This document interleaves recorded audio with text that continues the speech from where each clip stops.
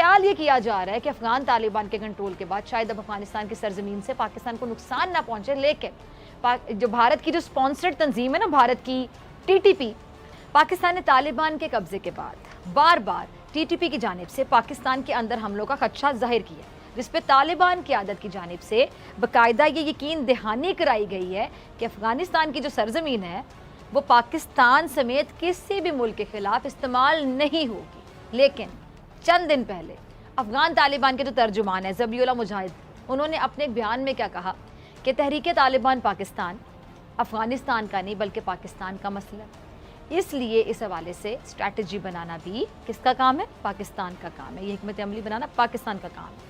अब इस बयान के बाद टीटीपी को फ्री हैंड मिला और उसने मौका देखते ही बाजोड़ में दहशतगर्दी का जोर डाल दिया। अभी अफगान तालिबान और पाकिस्तान में मामलात मुकम्मल तौर पर आपको पता है तय नहीं हुए। अगर अफगान तालिबान ने अफगानिस्तान में अपने रिट को कायम नहीं रखा या अपने रिट को कह लें कि कायम करने में नाकाम रहे, तो दोनों सूरतों में अगर नाकाम रहे और अगर कायम ना रख सके तो तबाही इस खित्ते का मुकद्दर बन सकती है, खित्ते का।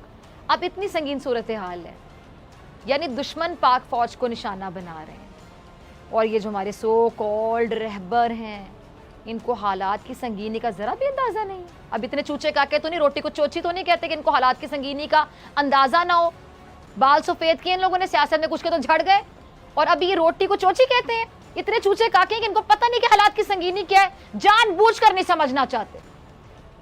और ये भी सच है कि इंसान गलतियों से सीखता है जो सीखना चाहे, लेकिन जिसको अपनी गलती ना लगे, जिसको लगे कि पता नहीं मैं तो गलती कर ही नहीं सकता, तो फिर ऐसे में इस्लाह कैसे होगी? हो ही नहीं सकती, नामुमकिन है, इम्पॉसिबल। अभी जब सियासी रहनुमा अपने इदारों पर अदम एतमाद का इजहार करने लगे तो फिर ऐसे में जो मुल्क दुश्मन और मुखालिफिन, उन्हें हमारे इदारों की क्रेडिबिलिटी पर क्या उंगलियां उठाने का मौका नहीं मिलेगा? दिल पे हाथ रखे और बताइए, क्या मौका नहीं मिलेगा? बिल्कुल मिलेगा, 100% मिलेगा, 200% मिलेगा। क्योंकि ये अंदर से जब लोग उनके मुंह में अल्फाज डाल रहे होते हैं या पता नहीं उनके अल्फाज अपने मुंह से अदा कर रहे होते हैं, आप समझ रहे हैं ना नाजरीन, और फिर इनके बयानात पर पाक फौज के हवाले से बात करते हैं तो सबसे ज्यादा खुशी शादियाने कहाँ बजाए जा रहे होते हैं? वो रिवायती भारत में, भारतीय मीडिया उनकी हेडलाइंस की जीनत बन रहे होते हैं इन लोगों के इस तरह के बयान। शर्म नहीं इन लोगों को आती? मतलब ये उनके लिए सुनहरी मौका होता है ना कि अंदर से ही इस तरह के लोग हैं, और ऐसे लोगों के होते हुए बाकी किसी को दुश्मन की क्या जरूरत है? अब नाज़रीन, सवाल ये है कि अफगानिस्तान पर ये जो अभी सिचुएशन है, सूरत हाल, ये जो अफगानिस्तान पर तालिबान का कंट्रोल है, उसके बाद क्या खित्ते में अमन कायम हो सकेगा? अगर होगा तो इसमें कितना वक्त लगेगा? अफगानिस्तान में मुस्तकबिल का जो अमन और अमान है वो कैसे हो सकता है और कैसे ये होगा मुमकिन? इस पर बात करने के लिए मेरे साथ मौजूद हैं सीनियर दिफाई तज्जियाकार रिटायर्ड शहजाद चौधरी साहब। किसी तारीफ के मोहताज नहीं, बहुत शुक्रिया शहजाद साहब ज्वाइन करने के लिए, वक्त देने के लिए। शहजाद साहब, बदलती हुई सूरत हाल है, लम्हा लब्बा लम्हा ये बिल्कुल चेंज हो रही है, बहुत से लोगों की नज़रें, बल्कि सबकी नज़रें अफगानिस्तान पे कि आगे क्या होगा। और तालिबान ने खासतौर पर कहा था कि पाकिस्तान के खिलाफ जो अफगानिस्तान की सरजमीन है वो इस्तेमाल नहीं होने देंगे, लेकिन अब ये जो सरहद पार से दहशतगर्दों की जानिब से पाक फौज की चौकी पर फायरिंग की गई है, उससे तो वैसा ही महसूस हो रहा है कि शायद अभी बहुत वक्त लगेगा तालिबान को अफगानिस्तान में अपना मुकम्मल कंट्रोल लाने में। आप क्या समझते हैं? एक चीज आपको नजर आ रही है कि ज्यादा फ्रीक्वेंट हो गया ये मामला। उसकी 2-3 वजूहात बड़ी वाज़ेह हैं। हम कह सकते हैं कि तालिबान का कंट्रोल है लेकिन तालिबान की हुकूमत नहीं है। तालिबान की हुकूमत बनेगी तो अपना रिट कायम कर पाएगी। कोई कानून नहीं है तालिबान का या कोई उस रियासत का जिसकी बुनियाद पे वो अपनी जिम्मेदारियां अदा कर सके। हाँ, इसका मतलब है कि वो ग्रुप्स टीटीपी जैसे या दाइश या कोई और या BLA BRA फॉर एग्जांपल जो अभी भी वहाँ मौजूद है, क्या वो वहाँ से अपनी वो कार्रवाइयाँ जो पाकिस्तान की रियासत के खिलाफ करते थे ख़त्म कर देंगे?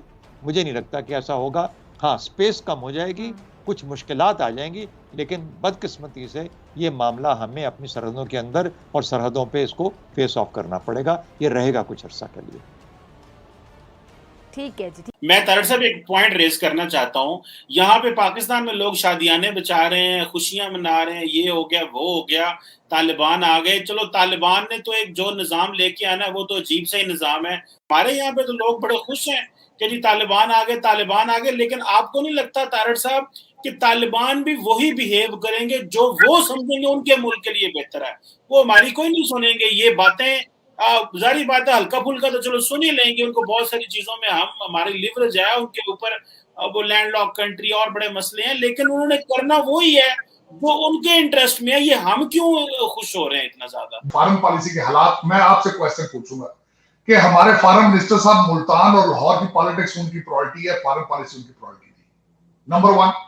दूसरी बात ये थी, आप मुझे ये बताएं कि पूरी दुनिया को किसी को नहीं पता अमेरिका का एनएसए कौन है, इंडिया का एनएसए कौन है, इंग्लैंड का कौन है।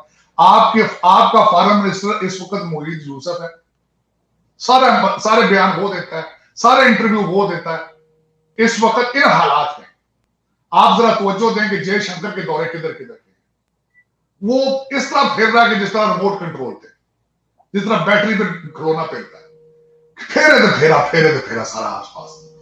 और जिस तरीके से वो चल रहे हैं लोग, किस तरीके से उनको तशवीश है, किस तरीके से वो अपना एक ग्रुप बना रहे हैं, किस तरीके से वो अपनी बातें मनवा रहे हैं। जरा देखें उनके फॉरेन सर्विसेज, देखें फॉरेन ऑफिस, उनकी एम्बेसियों को देखें और अपने एम्बेसियों से कंपेयर करें।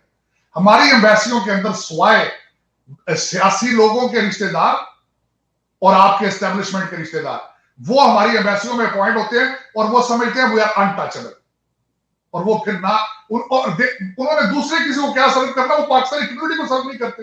मतलब एक एम्बेसी वालों को नहीं कह रहा हूं, हमारा सारा स्ट्रक्चर ही ऐसे, सारा स्ट्रक्चर तुझे अपना पाकिस्तान देख लो, बिल्कुल। मेरा मकसद है कोई बंदा, और इसमें मैं ब्लेम नहीं करूंगा। देखो ना, फौजी भी तो हमारे भाई हैं, देखे अदलिया वाले भी हमारे भाई हैं, ब्यूरोक्रेट भी हमारे भाई।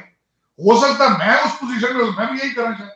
हमारे वो चीजें है ही नहीं है कि हमने नेशनलिज्म, कौम पाकिस्तान के लिए कुछ करना, वो है ही नहीं उसमें। और हमारा सबसे बड़ा अलमिया यही है कि कौमियत नहीं है, हम वो लोटमार बहुत नसीहत है।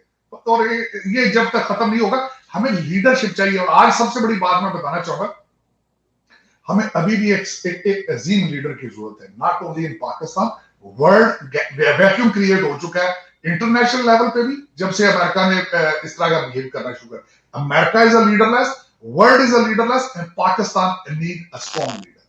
अब देखें, इसमें पाकिस्तान में अदलिया के ऊपर आजकल बड़ा क्रिटिसाइज किया जा रहा है, लेकिन एक डिपार्टमेंट को नहीं करना चाहिए। या तो मैं हमेशा कहता हूं अकाउंटेबिलिटी अक्रॉस द बोर्ड होनी चाहिए, हर बंदे। देखे ना जिस तरीके से, कितने प्यारे तरीके से आपने सीपैक को नैब से बाहर रखा है, उसके ऊपर उसकी ग्रिप ही नहीं। आप ऐसी चीजें इंटेंशनल बना लेते हैं जहां आपको माल दलिया हो वहां, तो ये फिर इस तरह की चीजें बंद होंगी तभी मुल्क बचेगा। चीमा साहब, ये गला फूका ना तो मुल्क नहीं बचता।